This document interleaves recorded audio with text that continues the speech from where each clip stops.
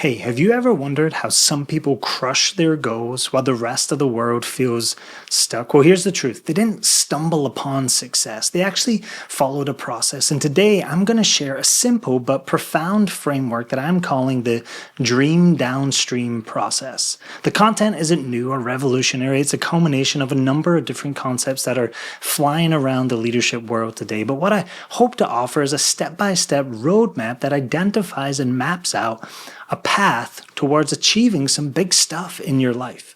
So first, let's break it down and start with your dreams.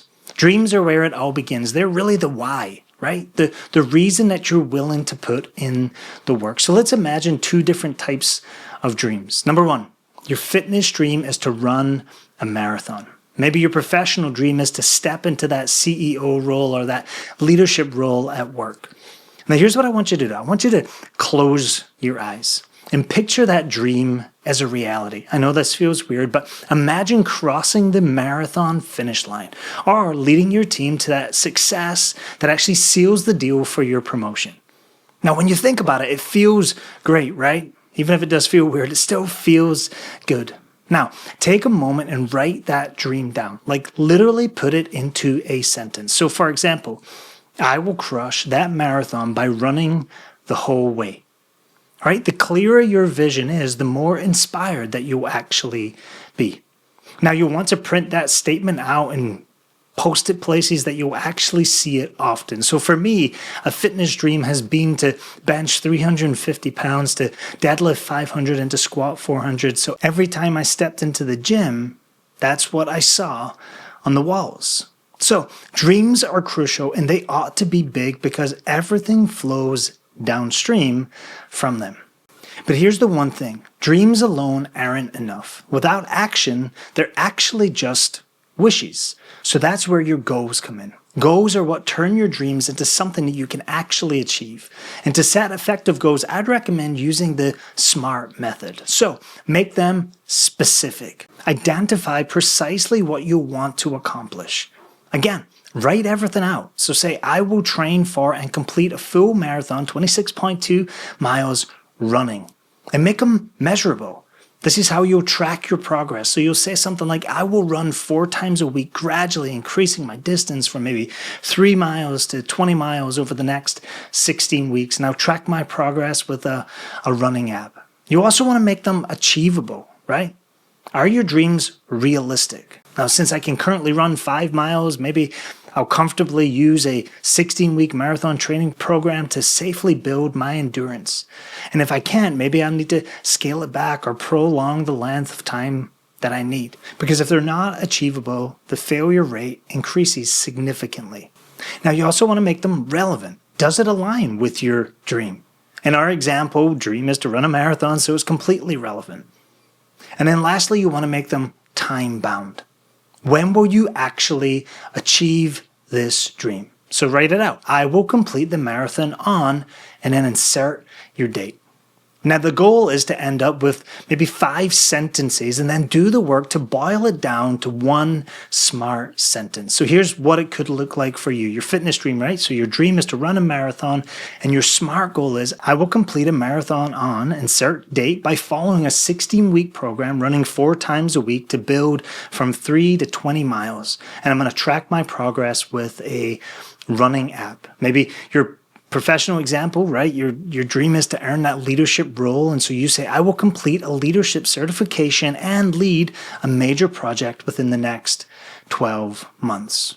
So now that you've set your SMART goals, the next step is to create a system to reach them. And systems are really the daily routines and the processes that keep you moving forward when that motivation fades.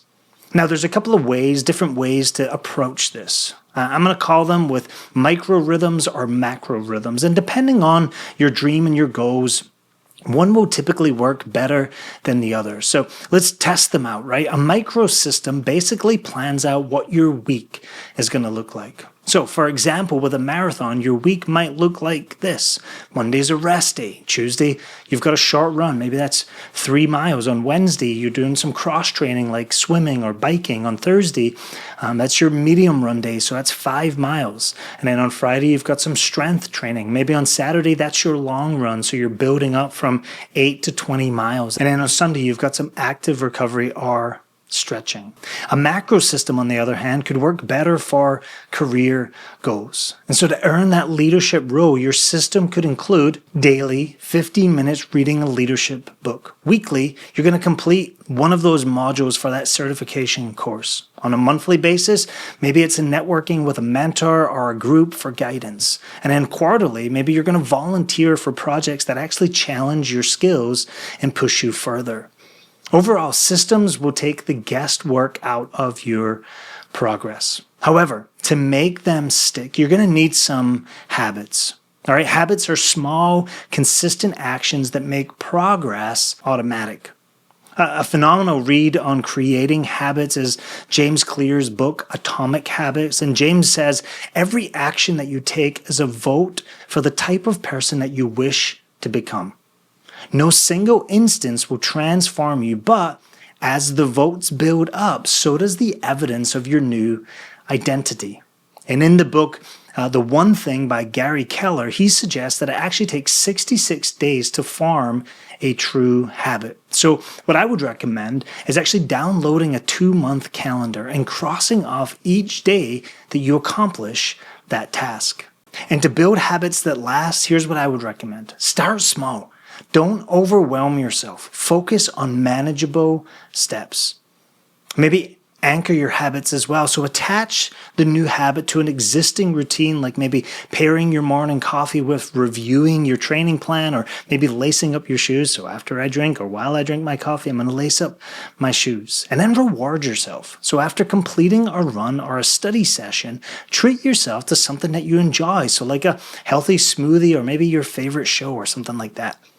Habits make your systems easier to follow, but they don't form overnight. This is where discipline comes in.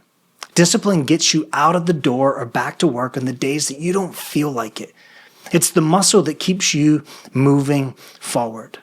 I always say, don't wait to be motivated. Choose discipline instead. Discipline means sticking to your training plan even on that rainy day, because you know it's going to bring you closer to crossing that finish line when that day comes. Now, here's how to build some discipline. Remember your whys. Visualize yourself running that marathon or celebrating your promotion, and ensure your schedule is in place and in front of your face. Consistency is going to remove the need for decision making and make it easier to say yes on those hard days. And then celebrate the milestones. Reward yourself when you hit major goals, like running your first 10 miles or completing that course or module. I tell you, discipline is extremely powerful, but it will always boil down to a single choice. Before anything else, you must make a choice. Do you want to change? And every choice that you make today is going to shape your tomorrow. So, imagine it's Friday night and you're choosing between pizza or that healthy meal that's going to fuel that Saturday long run. What will move you closer to your dream? Or you're tempted to skip that networking with a mentor or that group of professionals because you're tired. The 10-10-10 method is really a great little tool to help you evaluate your choices and hold you accountable in moments by considering the short term, the midterm, and the long term. So here's how that works. You're going to ask yourself, how will this decision affect me in the immediate? What are the consequences going to be in the next 10 minutes if I choose fill in the blank? Or how will this decision affect me in the midterm? So what are the consequences going to be in the next 10 months from now? And then lastly, what are the consequences in the next 10 years? These could be financial, or it could be just lingering regret. When your choices flow upstream, the idea of realizing those dreams start to become a reality. This process isn't just a roadmap. It truly could be a way to transform your life. Now, I've made this content available in the links below, so you can download it just to see a roadmap. So feel free to do that if you find this is helpful. So let me ask you, what are your dreams? And what is the work that you need to do to get closer to them?